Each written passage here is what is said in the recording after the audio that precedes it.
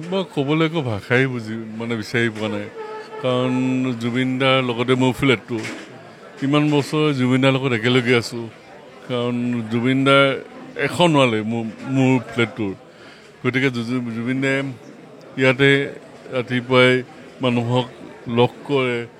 কিমান বেমাৰী আহে কিছুমান চিকিৎসাৰ কাৰণে মাকৰ অসুখ কিছুমানে ভনীয়েকৰ অসুখ কিছুমান হাৰ্টৰ পেচেণ্ট কিমান মানুহক সহায় কৰে আজি ক'বলৈ মোৰ একো ভাষা নাই মই কিবা সপোন দি থকা এইটো বস্তু বুজিয়ে পোৱা নাই কি হৈছে ক'বলৈ একো ৰাস্তা নাই আৰু তোমালোকৰ খবৰটো পাই হঠাৎ মই পাইছোঁ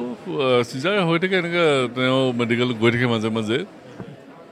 এনেকুৱা কিবা এটা বুলি ভাবিছোঁ তাৰপিছত অলপ পিছত শুনিছোঁ যে চেছ তাৰপিছত মই লগতে শ্বুটিং অফ কৰিছোঁ আৰু লগতে ইয়ালৈ গুচি আহিছোঁ এতিয়া বৌচ যাম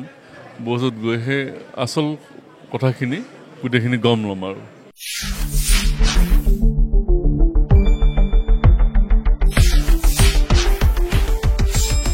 শুদ্ধ আৰু বিস্তৃত বাতৰিৰ বাবে চাই থাকক নিউজ ডেস্ক ৰিপৰ্ট।